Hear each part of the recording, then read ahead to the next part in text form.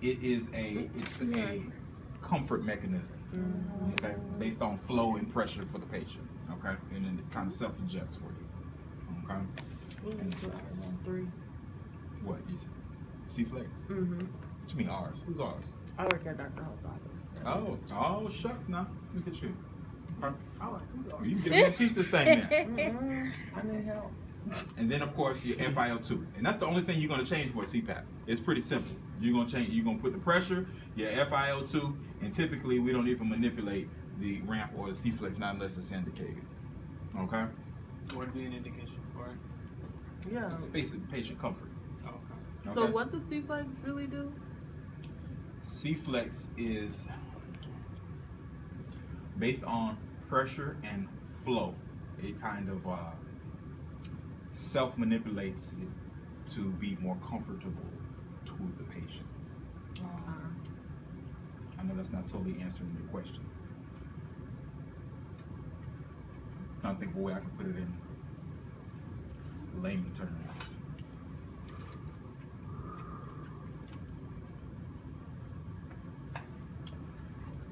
Based on each breath that the patient takes.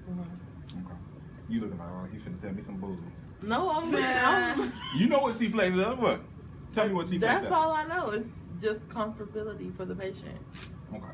Based on each breath that the patient takes, it adjusts how fast the flow actually goes to the patient. Because if you suck slow versus sucking fast, okay, that last breath that you took on this machine, it adjusts its flow and pressure based on that. I shouldn't say pressure, but the flow to the patient. Okay. So basically, you don't feel like you're air hungry on the machine. Okay. Meaning you sucking faster than the machine pushing. Okay? That kind of makes sense? Yeah. All right. It's probably a lot more technical than that, but in a nutshell. All right. So again, that's it. You only got 4 things that you need to manipulate on CPAP. Now, typically, CPAP, usually we start off with about 5 centimeters for patients who may first be trying it for the first time. Like I said, they're our first time patients. We know they've got sleep apnea, and then the doctor say, well, let's put them on CPAP for the night. Okay? They do use CPAP for OSA. What is OSA? Obstructive sleep apnea. Obstructive sleep apnea. Really? And for people who are having issues with what? Okay. Oxygenating. Okay? Obese people. Oh yeah, Right. them too. So, What does it mean, like, when somebody just wants their CPAP machine on just so it can blow air in their face? Does that mean anything? we went on was fucking blow air in crazy. the face. Yeah, we had a patient at TMH and she didn't want to put her CPAP machine on. She just wanted it turned on for the air to blow in her face. But she didn't put it on. She just No, she held just had it in her face. Don't work. So what happens when she falls asleep? It falls out of her hand. I don't know. But I'm just saying, So- what is that like? Because I thought I That defeats the heard purpose. Dr. Simmons say something about that, but I don't know. Air junkie. Nah, there are some Junkie? COPD patients who actually respond to flow blowing in their face. Like there's some cases where we use a fan to kind of blow in people's face. It makes them feel like they're taking a better breath. I don't understand the mechanism behind how that works. There are cases where people feel like they breathe better with wind blowing at them. Okay? For the folks who are air hungry. All right. So again, CPAP, ST mode. Familiarize yourself with those. Most importantly, alarms, right? What's the importance of alarms? So go off and things like, yeah. Right. So you know if your patient disconnects. So you know if there's been a change in your patient's status. If they're breathing normally, now they're tachypnic. Okay? Now they're breathing 40, 50 times a minute. Your high rate alarm's gonna go off. And possibly your low tidal volume alarm may go off. Okay? Because they're breathing so fast that they're taking 80 big breaths now. Okay? So, how do you know what to set your alarms at? Anybody know? Abnormal values.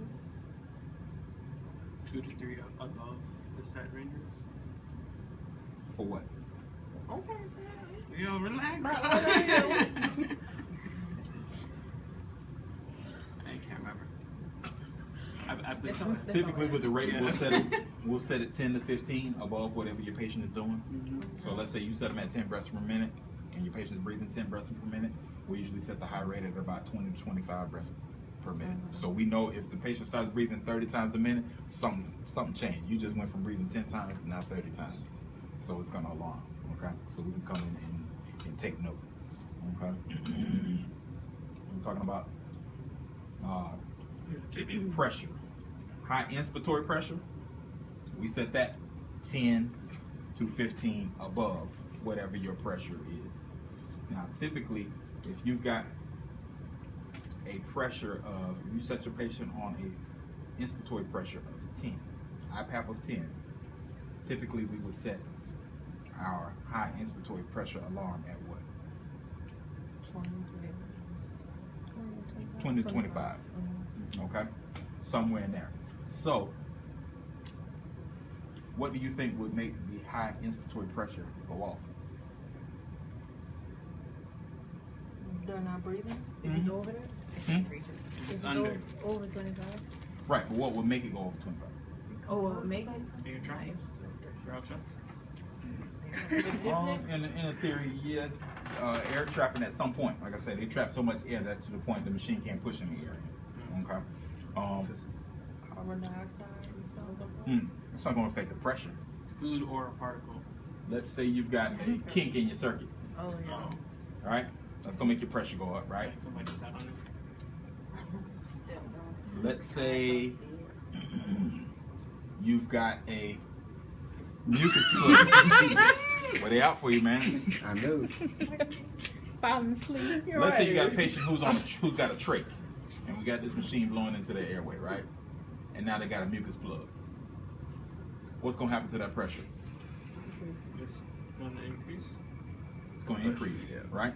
Because you got something actually obstructing the airway. Okay. Your low inspiratory pressure. What do you think will set that off? A leak. A leak. Who said that? Good. A leak. What else? Obstruction. Pneumonia. Obstruction of the tubing.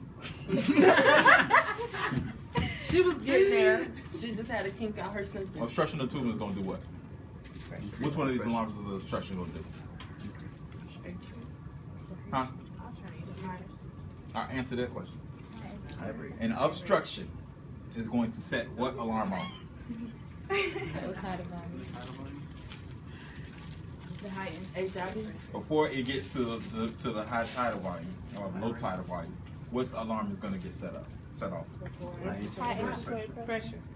Which one? Inspiratory. It's going to be low. You understand what?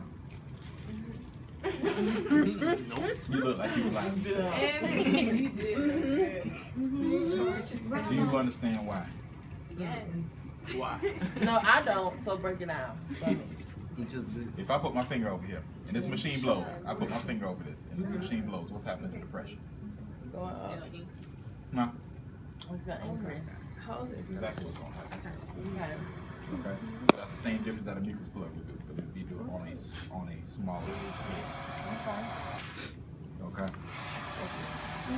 Like I said, I mean, you saying yeah, but y'all really need to understand this, because like I said,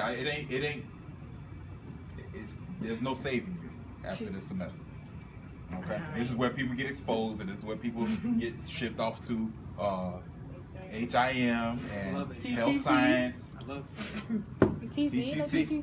With That's the what I rain. said. This is where it happens now. You've already lost 4. I want to make sure y'all understand these little theories. Like I said, 'cause I know what's to come. What was the answer? Okay? It's high. It's going to Okay. increase your inspiratory pressure. Okay? Your peak airway pressure. We never discovered I'm loving it. in what. Ooh, my arm hurt. A disconnection. Disconnection. Let's say your circuitry pops And loose. then she said a leak. Right? A leak, a disconnection. That'll set it off. Okay? I said what off? Your low inspiratory pressure. And your low tidal volume. Okay? Here, let's do this here. Okay? Let's say he's disconnected. Okay? Patient disconnected. Low inspiratory pressure. You see that? Okay? Low Okay, now your low minute ventilation is going off now. So let's set all of them off, all right? Now let's say Yeah, I noticed a lot of times patients will blow it off the mask. right. Now hit the reset. Good? Yeah.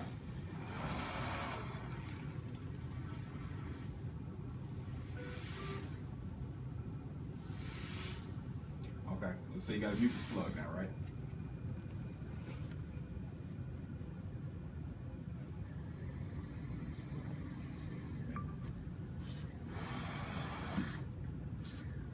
Throw them in there.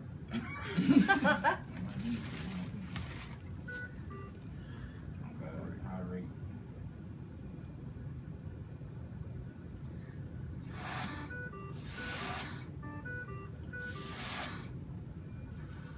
And those lines through it's just meaning that they got fixed, or What's that? the line Yeah. through the high rate rate and high tidal volume. Yeah.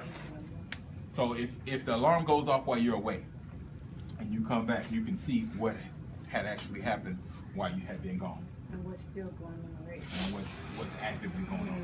Like I said, the patient disconnects. You'll see patient disconnect, that's still active. The line goes through it to let you know. Okay? Okay. And then again, we are in what mode? Active mode. Spontaneous two-time. Okay, which is basically BiPAP. And here, this is where you can change your IPAP, your EPAP, your FiO2. You can change your rate, your I time, which is how much you spend in inspiration. You can change your rise, okay, which is basically how fast you get to the breath. Okay. Now, if you look at this little waveform right here, we're on 5, right? It's saying that this is EPAP here. When you take this breath, we're going to take our time getting up to this IPAP pressure. Now, if I decrease it, you see we're going, you see the ramp changing? Okay?